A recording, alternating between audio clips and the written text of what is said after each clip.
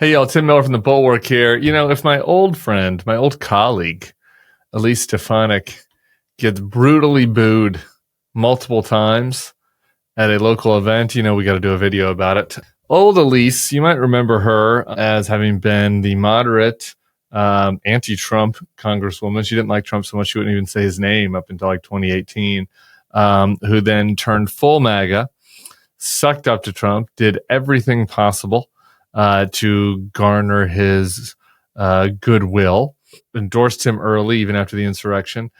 We see past the left's politics of personal destruction. We have exposed the corrupt and complicit mainstream media, and we must take our country back in 2024 by re-electing President Donald J. Trump.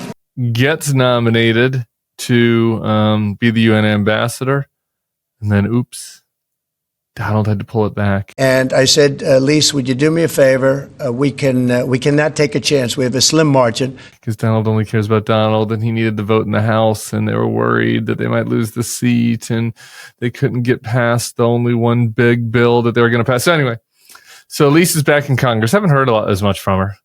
You know, she's kind of tapered off now that shouting and saying things on social media is not a path for her to additional power. And yet she also is apparently afraid to see her own constituents, afraid to be confronted by her constituents.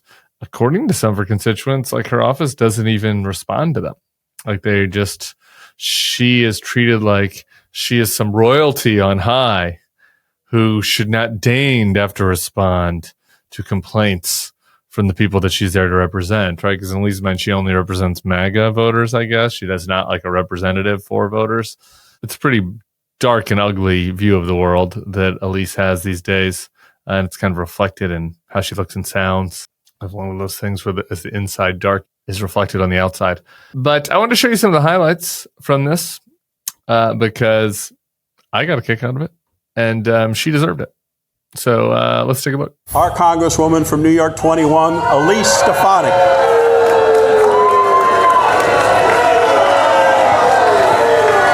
That was just the first round. Brutally booed. She gets away from the lectern and walks to the side of the stage. Very mad. Very mad. And then she whispers to or talks to one of the guys there in the program. Goes back up, tries again to talk again, gets booed again. Let's watch that. Stefanik stepped up to address the crowd twice. Both times, the protesters booed her.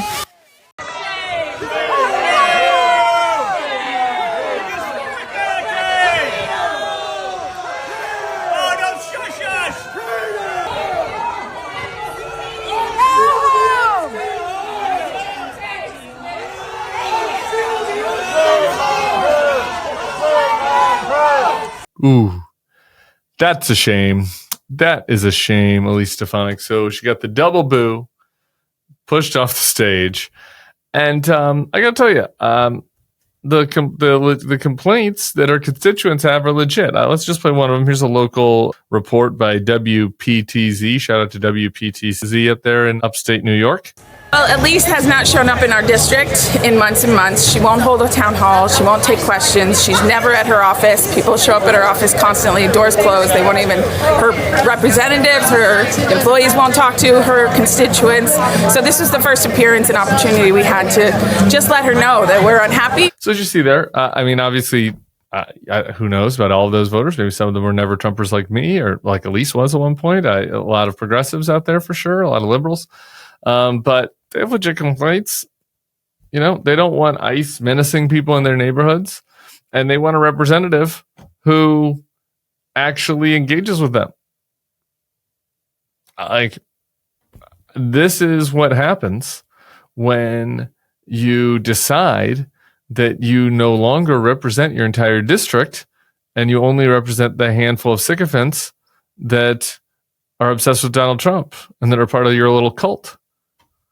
Because if you do that, if you no longer engage in the community, if you no longer, try to solve people's problems, if instead you just decide to become a human troll that exists to puff up, the president of the United States and and issue mean tweets and withering attacks on your foes, if all you want to do is drink lib tears, well, there's some consequences associated with that. I mean, there's some rewards.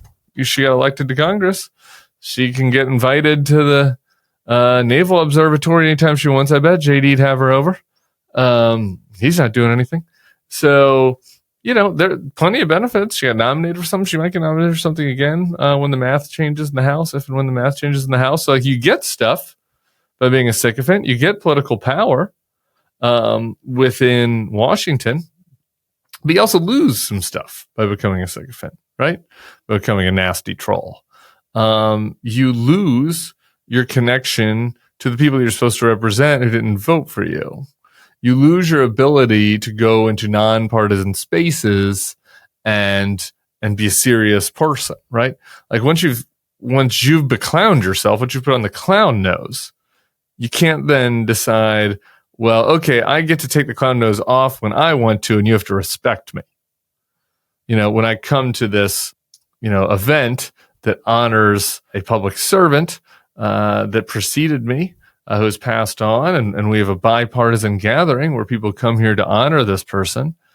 I'm sorry, you don't get just to take the clown nose off for that, because everybody in the crowd knows that you're still a clown. They're going to treat you like one. They're going to throw a pie in your face. Not literally. I don't support throwing any foods. Even Subways.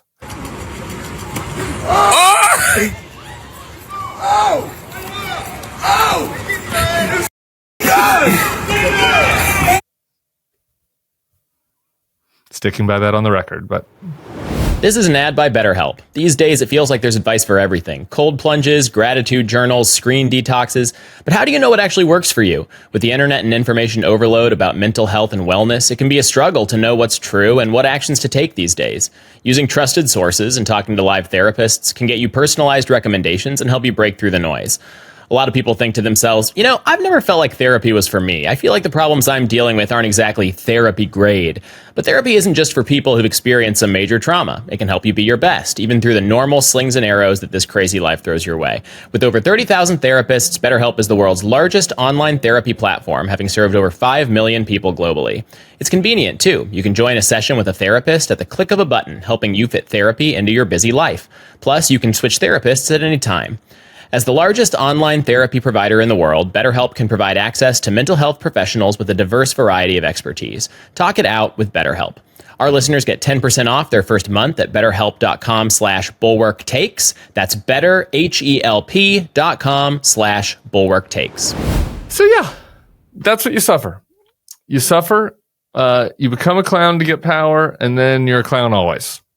That's basically the deal with the devil that you're making. If you're Elise Stefanik, it's a deal she's been happy with many times. But in these situations, she gets mad about it. Elise Stefanik gets mad. She wants to be treated with dignity. Let's watch.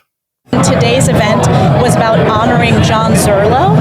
It is a disgusting disgrace that this is what the far left does, rather than understanding that his family has been through a tremendous amount. It was about honoring his legacy.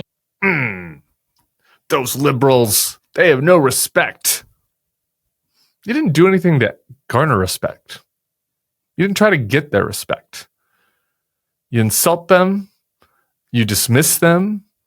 You don't respond to their concerns, even though that's your job.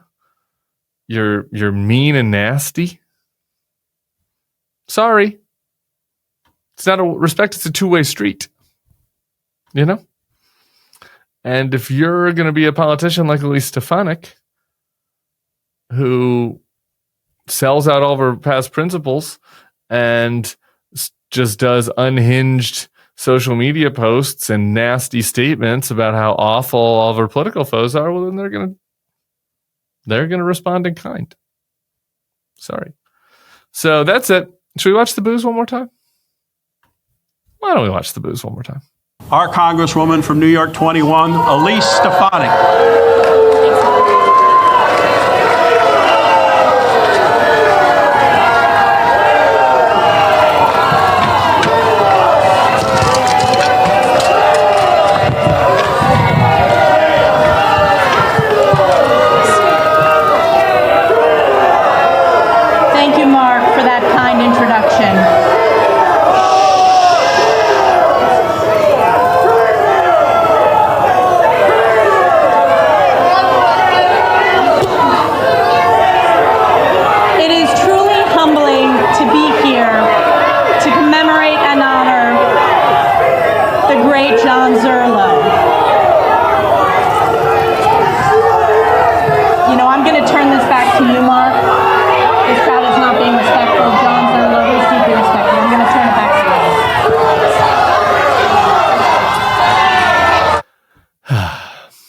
Don't hate that. Don't hate that. For those of you who are new to the channel and don't realize me and Elise, used to work together and worked on some projects, and she doesn't like me very much anymore. We'll tell you more about that another time. We'll do a story time another time. Or you can go, I don't know if I ever do this on the YouTube channel. You can go get my book if you want. Well, we did it. Amazon.com. You can go check that out. There's a whole chapter on Elise. God love her. All right. One more time with the booze? Why not? Our Congresswoman from New York 21, Elise Stefanik.